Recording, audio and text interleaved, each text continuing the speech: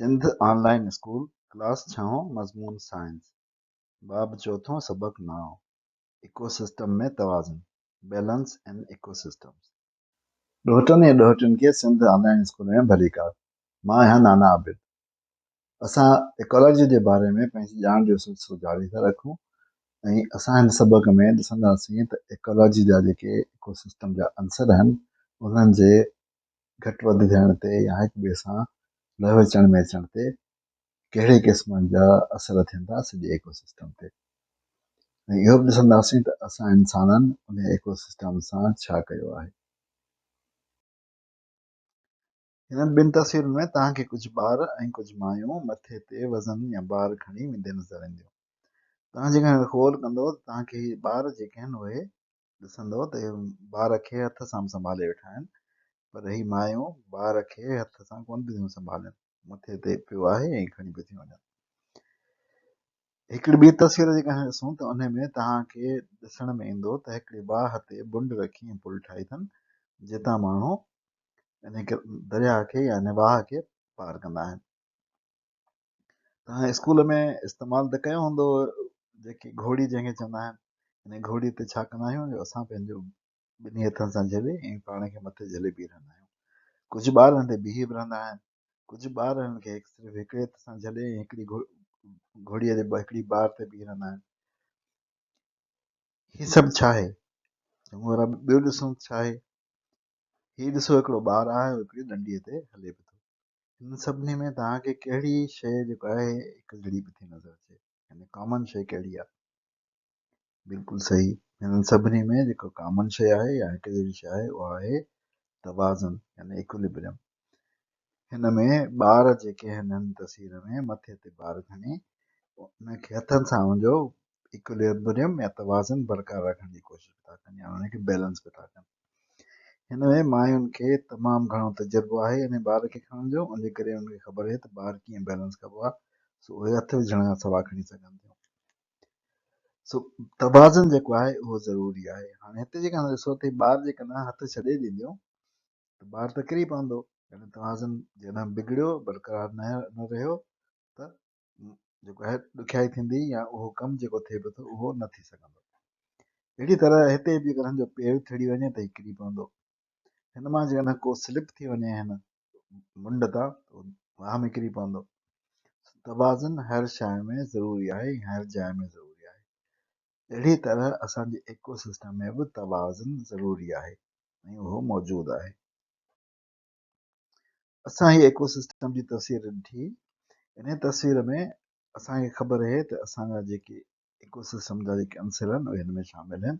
हिन में plant community जेको आहे उहो आहे, कम्यूनिटी जेको आहे उनखे बरादरी चइबो आहे ऐं हैबिटेट यानी बायोम आहे। हिन बायोम में कम्यूनिटीज़ आहिनि, हुन में जानवरनि जी कम्यूनिटी आहे, ॿूटनि जी कम्यूनिटी आहे, पर सभु कुझु मिलाए हयातियाती ऐं गैर हयातियाती शयूं मिलाए असांजो इकोसिस्टम ठहे थो। हाणे ॾिसूं त हिन इकोसिस्टम जूं छा ख़ासियतूं आहिनि। हिन इकोसिस्टम में सिज जी रोशनी, पाणी, कार्बन डाइऑक्साइड, मिट्टी ऐं ॿूटा काफ़ी मक़दार में खुराक पैदा कनि था। पखी ऐं ॿूटा खोर जानवर एतिरे तइदाद में पैदा थियनि था जो गोश्त खोरनि जी खुराक थियण लाइ पोइ बि नस्ल बरक़रार रहे। यानी ॿूटा एतिरी खुराक पैदा था कनि जो पखियुनि खे ऐं ॿूटा खोर जानवरनि खे उहा खुराक मिली सघे। वरी पखी ऐं ॿूटा खोर जानदार एतिरी मक़दार में पैदा थियनि था जो जेके ॿिया सारिफ़ आहिनि, जेके सेकेंडरी सारिफ़ आहिनि या सानी सारिफ़ आहिनि या गोश्त खोर जानवर आहिनि, उन्हनि खे खुराक मिली सघे, पर उन सां गॾु गॾु जानवरनि पखियुनि जो नस्ल बरक़रार रहे। सारिफ़िन एतिरा मरनि था जो जेके तहलीली अंसर आहिनि उहे पंहिंजे लाइ ज़रूरत हर खुराक ठाहे सघनि ऐं तहलीली अंसर जॾहिं खुराक ठाहिनि था त उन खां पोइ ज़मीन खे ॿूटनि जे पैदा थियण लाइ वाध ऐं घुर्ज मुताबिक़ न्यूट्रन्स यानी ग़िज़ाई जुज़ा मिलंदा रहनि। हिन सॼे सिस्टम में तवाज़ुन आहे, यानी तवाज़ुन सां हर शइ जेको आहे पंहिंजे चकर में पूरी पूरी हले पई थी। पर जेकॾहिं ख़ुदा न ख़ास्ता ॾिसो त जेकॾहिं हिन सिस्टम में इकोसिस्टम में यानी जंगल में का बाहि लॻी वञे त पोइ छा थींदो? बाहि लॻण सां वण जेके आहिनि उहे सड़ी वेंदा, वण सड़ी वेंदा, गाह सड़ी वेंदो, उन सां छा थींदो त जेके खरगोश आहिनि ऐं जेके ॿूटाखोर जानवर आहिनि उन्हनि खे खुराक कोन मिलंदी। उहा खुराक न मिली त ॿूटाखोर जानवर मरण लॻंदा। उहे जॾहिं मरण लॻंदा त उन खां पोइ जेके गोश्तखोर जानवर आहिनि यानी सामी सारिफ़ आहिनि उन्हनि खे बि खुराक कोन मिलंदी, उहे मरण लॻंदा। जॾहिं उहे मरण लॻंदा त उन खां पोइ जेके असां वटि तहलीली अंसर आहिनि डिकम्पोज़र्स उनखे बि खुराक कोन मिलंदी। वरी ज़मीन खे जेको आहे एतिरे मक़दार में न्यूट्रंस कोन मिलंदा त ज़मीन जेको आहे उहा ख़राबु थींदी। सो अहिड़ी तरह हिकिड़ो जेकॾहिं डिस्टर्बेंस या हिकिड़ी शइ ग़लति थिए थी इकोसिस्टम में, हिकिड़ी बुराई थी अचे त सॼे इकोसिस्टम खे तबाह करे थी। यानी इकोसिस्टम में अदम तवाज़ुन जॾहिं थिए थो त कंहिं बि हिकु अंसर जी तब्दीलीअ ते सॼे इकोसिस्टम ते वॾो असरु थिए थो। अचो त ॾिसूं त इकोसिस्टम जे कंहिं अंसर लाइ ख़तरा कहिड़ा आहिनि। सो हिकिड़ो ही जानदार रतो आहे खरगोश। उन लाइ ॾिसूं त कहिड़ा ख़तरा आहिनि उन इकोसिस्टम में, जेको खरगोश उन इकोसिस्टम में रहे थो। सभिनी खां पहिरीं हुनखे ॿियनि खरगोशनि सां ऐं ॿियनि स्पेशीज़ सां खाधे लाइ ऐं अझे लाइ मुक़ाबिलो करणो थो पए, जीअं हुनखे पंहिंजे लाइ खाधो ऐं पंहिंजे लाइ ॿियर मिले। उन खां पोइ शिकारीअ जे हथारो मरण जो ख़तरो अथसि। शिकारी जेकॾहिं शिकार कंदो, गोलियूं लाहींदो त मरी सघे थो। उन खां पोइ हुनखे ख़तरो आहे त ॿिए जानवर जो खाॼु थी वञे। ॿियो ख़तरो कहिड़ो अथसि त ॿिया जानवर एतिरे मक़दार में थी वञनि जो सॼो गाह खाई वञनि, हिन लाइ गाह न बचे। इहो बि हुनखे ख़तरो आहे, गाह न बचंदुसि त हिनजो पंहिंजो जेको वजूद आहे उहो ख़तरे में अची वेंदो। जेकॾहिं किथे बाहि लॻी वञे जंगल में जिते हू रहंदो हुजे त उते बि हुनजो वजूद ख़तरे में थो अचे। जेकॾहिं उहा ज़मीन जिते हू रहे पियो थो उनखे हारी पोख लाइ तयारु कंदा, पोइ हिन वीचारे जो त अचो वियो, जो खाधो वियो, हुनजे करे हिनखे लाइ वरी ख़तरो पैदा थियो। उन खां पोइ जॾहिं रस्तनि ते हू भॼनि था त रस्तनि ते गाॾियूं थियूं हलनि, जेके जंगल मां गुज़रनि था रस्ता, उते बि हू गाॾियुनि जे हेठां अची मरी सघे थो, हुनखे उहो ख़तरो थी सघे थो। उन खां अलावा जेकॾहिं का कुदरती आफ़तूं आयूं या ॿोॾ आई या तूफ़ान आयो सख़्तु या ज़िलज़िलो आयो, उन्हनि कुदरती आफ़तुनि में बि हिनखे ख़तरो थी सघे थो। सो इहे आहिनि ख़तरा इकोसिस्टम जे कंहिं बि हिकु अंसर लाइ, जानदार अंसर लाइ। साॻी तरह असां जेकॾहिं ॾिसूं ॿूटनि जे लाइ, जेके ॿूटनि में जेके गैर हयातियाती अज्जा आहिनि उहे छा कंदा आहिनि। जेके गैर हयातियाती या एबायोटिक कंपोनेंट्स आहिनि उहे छा कंदा आहिनि। असांखे ख़बर आहे त ॿूटा सिज जी रोशनीअ में क्लोरोफिल जी मौजूदगीअ में कार्बन डाइऑक्साइड हवा मां खणी, मिटी मां पाणी ऐं मादनियात खणी, यानी कार्बन डाइऑक्साइड, पाणी, सिज जी रोशनी उन मां ठाहींदा आहिनि निशास्तो ऐं ऑक्सीजन ऐं खुराक। जॾहिं उहा खुराक ठहंदी आहे त उहा ई जेका आहे जानदारनि खे मिलंदी आहे, पंहिंजनि ॿूटनि खे पाण मिलंदी आहे। साह खणण जे अमल में त खुराक इस्तेमालु कंदा आहिनि न। यानी रोशनीअ जो मक़दारु, क्लोरोफिल, गर्मीअ जो दर्जो, पाणी ऐं कार्बन डाइऑक्साइड, इन्हनि जे दारोमदार ते त केतिरा आहिनि उहे ॿूटनि जी वाध थिए थी ऐं ॿूटा वधी सघनि था। पर जेकॾहिं उन मां का बि हिकिड़ी शइ घटि थी वञे या ग़ाइबु थी वञे त इहो सॼो अमल डिसरप्ट थी वेंदो, यानी विच में बीह रहंदो किथे, ऐं उनजे करे वाध ॿूटनि जी एतिरी कोन थी सघंदी। इन जे करे हिननि गैर हयातियाती अज्जनि खे तख़फ़ीफ़ी अंसर चइबो आहे, यानी उहे अंसर जेके हिन सॼे सिस्टम ते असरु विझनि, उनखे घटि या वधि करे सघनि। असां ॾिठो त जेकॾहिं इकोसिस्टम में कंहिं हिकु अंसर जी तब्दीलीअ जो सॼे इकोसिस्टम ते वॾो असरु थिए थो, ऐं उन जे करे उन तब्दीलीअ जे करे जेके असांजा रिसोर्सिस आहिनि, यानी असांजा जेके वसीला आहिनि उन्हनि ते बि असरु थिए थो। सभिनी वसीलनि ते तमामु वॾो असरु थिए थो। जीअं असां ॾिठो त जेकॾहिं बाहि लॻी त गाह ख़तमु थी वियो, ॿूटा ख़तमु थी विया त अॻियां सभु जानदार बि ख़तमु थींदा विया। सॼे इकोसिस्टम ते असरु थियो। जेकॾहिं इहो असरु कुदरती आफ़तुनि जीअं ॿोॾ थियो, तूफ़ान थियो, ज़िलज़िलो थियो या कुदरती बाहि थी, त हुनजो असरु त तमामु वॾो ऐं हिकदमि थिए थो, पर उहो असरु अक्सर मुस्तक़िल न हूंदो आहे ऐं कुझु वक़्त में ई इकोसिस्टम उन मुश्किल मां या उन बीमारीअ मां चङो भलो थी वेंदो आहे। इकोसिस्टम जा कुझु अंसर अहिड़ा हूंदा आहिनि जेके इकोसिस्टम खे वधण न ॾींदा आहिनि, यानी उहे उनखे महदूद कंदा आहिनि या उन्हनि खे तख़फ़ीफ़ कंदा आहिनि। उन्हनि खे असां महदूद कंदड़ या तख़फ़ीफ़ी अंसर चवंदा आहियूं।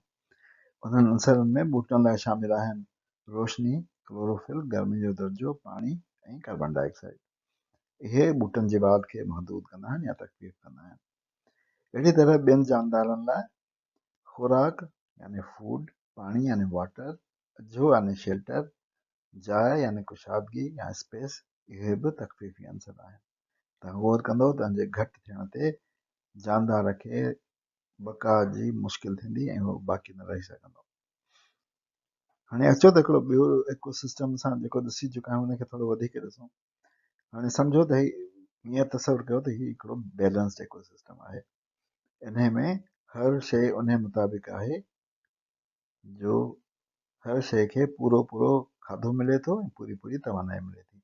असांखे ख़बर आहे त सभु जानदार ऐं गैर जानदार अंसर इकोसिस्टम जा ॿिनि तरीक़े सां जुड़ियल आहिनि, हिकिड़ो खाधे वारे चैन सां ऐं ॿियो तवानाई वारे ज़ंजीर सां। यानी सभिनी खे खाधो ऐं तवानाई बराबरि मिले थो। हाणे इहो तसवुरु कयो त हिकिड़े मौसम में तमामु सुठी मौसम थी, मींहुं तमामु घणो पियो, उन खां पोइ सिज जी रोशनी तमामु तेज़ निकिती। उन में छा थींदो, ॿूटा जल्दी वधणु शुरू थींदा। ॿूटा जो न वधणु शुरू थींदा जल्दी त जेके ख़रगोश आहिनि या ॿिया जानवर जेके ॿूटा खोलनि उन्हनि खे वधीक खुराक मिलंदी। उन्हनि खे वधीक खुराक मिलंदी त उन्हनि जी नसल में बि अफ़ज़ाइश थींदी, उहे वधंदा वेंदा।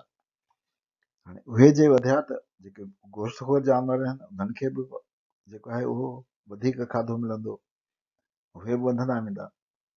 उन खां पोइ तख़फ़ीफ़ी अंसर बि वधंदा वेंदा ऐं जेको आहे हुनजो जानवरनि जो मौत बि थींदो वेंदो।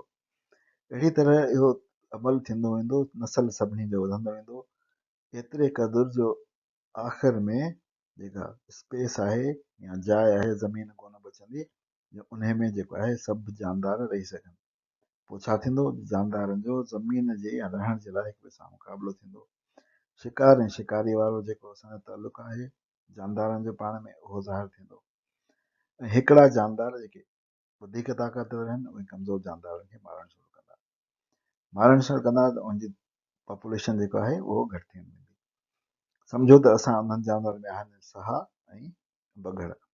हाणे बघड़ असांखे खे खाइणु लॻंदा, जॾहिं बघड़ असांखे खे खाइणु लॻंदा, साह ख़तमु थींदा वेंदा ऐं उन खां पोइ कुझु अरसे खां पोइ बघड़नि लाइ खुराक बि ख़तमु थी वेंदी। उनजे करे खुराक जे ख़तमु थियण करे बघड़ पाण मरणु लॻंदा। उन जे करे आख़िर में छा थींदो, वरी सॼे इकोसिस्टम में गैर तवाज़ुन पैदा थी वेंदो।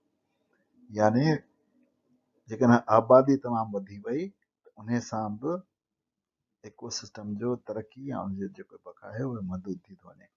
उनजे करे असां चई सघूं था त आबादी या पॉपुलेशन बि इकोसिस्टम जो हिकिड़ो महदूद कंदड़ या तख़फ़ीफ़ी अंसर आहे। इन्हनि सभिनी अंसरनि खां अलावा इंसान जी एक्टिविटी यानी अमल दख़ल बि इकोसिस्टम ते तमामु घणो असरु विझे थो ऐं इंसान इकोसिस्टम सां खेचल कंदो रहे थो। अचो त ॾिसूं त इकोसिस्टम सां इंसान जी खेचल केतिरे हद ताईं पहुची चुकी आहे।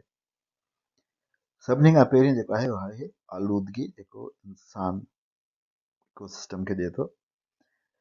इकोसिस्टम ते आलूदगी इंसान जो मुख्य मनफ़ी अंसर आहे। इन्हनि में वसीलनि जो ज़ाया थिए थो ऐं जानवरनि जो घटिजणु थिए थो। कीअं?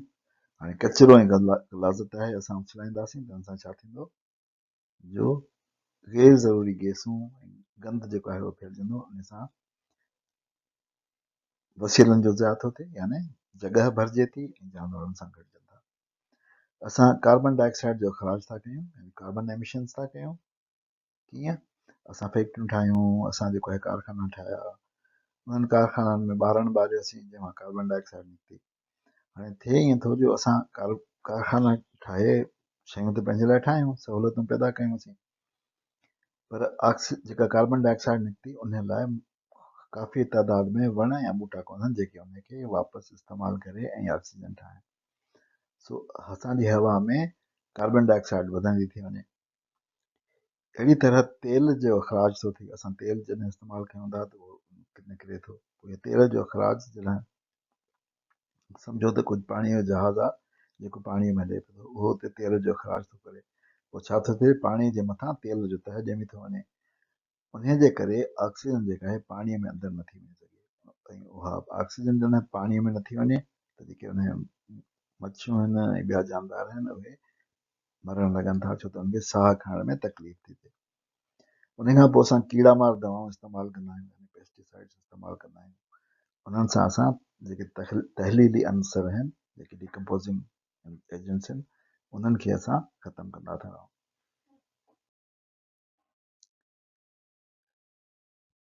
ॿियो पॉइंट जेका आहे इकोसिस्टम सां खिचल जी, उहा आहे आलमी तपश यानी ग्लोबल वार्मिंग या क्लाइमेट चेंज। आलमी तौर ते आबहवा जी मनफ़ी तब्दीली आहे ऐं उहो इकोसिस्टम जी तबाही जो मुख्य कारण आहे। जीअं मूं तव्हांखे ॿुधायो त असां फैक्ट्रियूं जॾहिं हलायूं था त फैक्ट्रियुनि में कार्बन डाइऑक्साइड गैस निकिरे थी, ऐं उन खां अलावा असां छा था कयूं, जो फैक्ट्रियूं ठाहिण लाइ जिते वण पोखियल आहे या ॿूटा पोखियल आहे उन ज़मीन खे साफ़ था कयूं वणनि लाइ। छो हिकु तरफ़ असां वण घटि था कयूं जेके कार्बन डाइऑक्साइड खे ऑक्सीजन में मटाए सघनि, ऐं ॿिए तरफ़ असां कार्बन डाइऑक्साइड वधायूं था, ऐं उन खां अलावा जेका आहे उहा गर्मी त निकिरे थी कारखाननि मां, फैक्ट्रियुनि मां, सो असां कार्बन डाइऑक्साइड वधायूं था, गर्मी बि वधायूं था। उन सां छा थो थिए, जो सॼे दुनिया में गर्मीअ जो जेको दर्जो आहे उन में वाध थिए थी। गर्मीअ जे दर्जे में वाध थियण ते जेके बर्फ़ानी जबल आहिनि, जेके असांजे नॉर्थ पोल ते ऐं साउथ पोल ते आहिनि, उहे ॻरण था लॻनि। जेकॾहिं उहे ॻरनि था त उन सां छा पियो थो थिए, ज़मीन जेका समुंड जी सतह आहे उहा वधे थी। समुंड वधे थो त उहो जेको आहे उहो ज़मीन खे पंहिंजे अंदरि करे थो वञे, यानी असांजी ज़मीन घटि थी थिए, समुंड वधे बि थो। अहिड़ी तरह जॾहिं असां समुंड में ग़लाज़तूं उछलायूं था ऐं कार्बन डाइऑक्साइड जेका आहे उहा समुंड जे पाणीअ में वञे थी हवा मां, समुंड जी तेज़ाबियत में बि इज़ाफ़ो थी वञे। कार्बन डाइऑक्साइड तेज़ाबी मादो आहे। ॿी खेचल आहे ज़मीन जी सफ़ाई यानी लैंड क्लियरिंग। इंसानी आबादी वधण जे करे वधीक ज़मीन जी ज़रूरत आहे। उन सां जॾहिं असां ज़मीन खे साफ़ था कयूं ॿूटनि खां, जानवरनि खां, त ॿूटा ऐं जानवर घटिजनि था। इंसान ज़मीन छा लाइ हासिल कंदो आहे, अझे लाइ यानी घरनि लाइ, ज़राअत लाइ, कारखाननि लाइ ऐं तफ़रीह लाइ। इन्हनि सभिनी शयुनि लाइ असां ज़मीन खे साफ़ था कयूं ऐं इकोसिस्टम खे तबाह बि था कयूं। उन खां अलावा वसीलनि जो बेदरीग इस्तेमालु जेको आहे उहो बि इकोसिस्टम सां इंसानी खेचल आहे, यानी रिसोर्स एक्सप्लॉइटेशन। इंसान जी ज़रूरत लाइ असां कुदरती वसीलनि जो इस्तेमालु था कयूं, जीअं मिटी जेका ग़ज़ाइन सां भरपूर आहे उनखे इस्तेमालु था कयूं, पाणी इस्तेमालु था कयूं, वण जेके आहिनि उनखे इस्तेमालु था कयूं, फर्नीचर ठाहिण लाइ, घर ठाहिण लाइ, ऐं ॿियनि घणनि त इस्तेमालु आहे, ॿारण तौरु मादनी कोलो इस्तेमालु था कयूं, गैस था इस्तेमालु कयूं, तेल जेको ज़मीन मां थो निकिरे यानी पेट्रोल उनखे इस्तेमालु था कयूं, मर्दनात जूं खाणियूं खुटे मादनियात कढूं था, ऐं उन्हनि सभिनी वसीलनि खे बि असां बेदरीक तौर ते इस्तेमालु था कयूं। उन सां बि इकोसिस्टम में जेको आहे तब्दीली थी अचे मुख़्तलिफ़ अंसरनि ते, ऐं सॼे इकोसिस्टम ते हुनजो असरु थिए थो। आबादीअ जो घटिजणु, जानवर असांखे ख़बर आहे त इकोसिस्टम जा हिकु आम अंसर आहिनि। सो जॾहिं जानवरनि जी पॉपुलेशन डिक्लाइन थिए थी त उहे इकोसिस्टम ते असरु विझनि था। इंसान पंहिंजी ज़रूरत ऐं शौक़ लाइ जानवरनि जो शिकार कंदो आहे। असां मच्छियूं मारींदा आहियूं जॾहिं मच्छियुनि जे अफ़ज़ाइश वारो दौरु हूंदो आहे, उनजे करे मच्छियुनि जे पेट में जेके आना हूंदा आहिनि उन्हनि में मच्छियूं कोन ठही सघंदियूं, उन खां अॻु ई मच्छी मारिजी वेंदी आहे ऐं मच्छियुनि जी तइदाद में घटिताई थींदी वेंदी आहे। असांखे ख़बर आहे त पला जेके आहिनि उहे कंहिं ज़माने में तमामु घणा हूंदा हुआ, पर हाणे पला घटि थी विया आहिनि। असां खलुनि हासिल करण लाइ जानवर खे मारींदा आहियूं, जीअं चमड़ो मिले असांखे। असां सिंगनि लाइ या आज लाइ जानवरनि जो शिकार कंदा आहियूं। असां गोश्त लाइ बि जानवरनि जो शिकार कंदा आहियूं। उनजे करे जानवरनि जी आबादी घटिजे थी ऐं इकोसिस्टम ते असरु थिए थो। असांखे ख़बर आहे त माहौल जे हयातियाती ऐं गैर हयातियाती अंसरनि जे विच में बाहमी तालुकात जे मुताले खे इकोलॉजी चइबो आहे। सो असां इहे हाणे तालुक ॾिठा कीअं आहिनि उहे कीअं आहिनि, असांखे थोरी घणी मालूमात हासिल थी वई इकोलॉजी जे बारे में। असांखे इहा बि ख़बर पई त जेकॾहिं असां कंहिं बि हिकु अंसर सां हथ चुरांद कंदासीं, असां खिचल कंदासीं त असांजे सॼे इकोसिस्टम में तबाही अची सघे थी। ऐं उन इकोसिस्टम जी तबाही जे करे या तमामु घणे असर जे करे असांजी पंहिंजी बका बि ख़तरे में अची सघे थी। प्यारा ॿारो, तव्हां ॾिठो त मुंहिंजी टही मूंखां पहिरियों ॻाल्हियूं पीढ़ियुनि इकोसिस्टम जो ख़्यालु न रखियो ऐं पंहिंजे गैर ज़िमेदाराना रविश जे करे असां पंहिंजे माहौल खे घणो नुक़सानु पहुचायो आहे। असां घणनि जानवरनि जी बका बि ख़तरे में विधी आहे ऐं असां पंहिंजी बका खे बि ख़तरे में विझी छॾियो आहे। हाणे असांजो आसिरो त हामे आहे, तव्हांजी टहीअ ते आहे। असांखे उमेदु आहे त तव्हां इहो सभु ख़्यालु रखंदो, सभिनी अंसरनि जो ख़्यालु रखंदो ऐं माहौल जे बचाइण लाइ गॾिजी कमु कंदो। सो अचो त असां गॾिजी माहौल खे बचायूं। असां छा था करे सघूं माहौल खे बचाइण लाइ? असां पाणी बचायूं। असांखे नलको सिर्फ़ु उन महिल खोलणु खपे जंहिं महिल असांखे उनजी ज़रूरत हुजे। जीअं असां सुबुह जो ब्रश कंदा आहियूं त अक्सर माण्हू ईअं कंदा आहिनि जो ॾंदण करण महिल नलको खुलियो छॾींदा आहिनि। हाणे उन महिल त असांखे पाणीअ जी ज़रूरत कोन्हे, उनजे करे नलको उन महिल खोलियो जेसि महिल तव्हांखे पाणीअ जी ज़रूरत आहे ऐं ॾंदण करण महिल नलके खे बंदि करे छॾींदा कयो। बिजली बचायूं। असां सिर्फ़ु उन कमरे में उन जाइ ते बिजली ॿारियूं जिते असां आहियूं ऐं उहे कमरा या उहे जायूं जिते असां कोन आहियूं उन्हनि में असांखे बत्ती बंदि करे छॾणु खपे। असांजे घर में गुल ॿूटा ऐं भाॼियूं पोखणु खपनि। हिकिड़ो तरफ़ त असांखे जेको आहे सूंहं मिलंदी ऐं ॿिए तरफ़ असांजे माहौल में ऑक्सीजन जो वाधारो थींदो। असांखे घुर्जे त असां गंद ऐं ग़लाज़त न फैलायूं ऐं कचिरे खे हिकिड़ी ख़ासि जाइ ते विझूं ऐं उहे बोतलूं या उहे शयूं जेके वरी रिसाइकिल थी सघनि थियूं यानी वरी उन्हनि खे फैक्ट्रीअ में खणी वेंदा आहिनि, उनखे जेको आहे ॻारे वरी उन मां ॿियूं शयूं ठाहींदा आहिनि। उन्हनि रिसाइकिल थियल शयुनि खे हिकिड़ी ख़ासि जाइ ते रखी ऐं रिसाइकिल लाइ मोकिलियूं। असांखे घुर्जे त प्लास्टिक जूं थैलियूं इस्तेमालु न कयूं, छो त प्लास्टिक जूं थैलियूं असांजी ज़मीन ऐं पाणी ॿिन्ही खे तमामु घणी तबाही पहुचाइनि थियूं। प्लास्टिक जूं थैलियूं ॻरंदियूं कोन्हनि, उहे हमेशह रहंदियूं आहिनि। उनजे करे उहे न सिर्फ़ु असांजी ज़मीन खे नुक़सान थियूं पहुचाइनि पर असांजे समुंडी या पाणी वारी हयात खे बि नुक़सानु पहुचाइनि थियूं। असांखे घुर्जे त वण पोखियूं। जेतिरा वधीक वण ओतिरी वधीक ऑक्सीजन, ओतिरो वधीक बरसातूं ऐं ओतिरो वधीक बहितर माहौल। इन ते असां अॼोके सबक़ जी पुॼाणी था कयूं। ॿिए सबक़ में वरी मिलंदासीं। नाना आबिद खे इजाज़त ॾियो। ख़ुदा हाफ़िज़।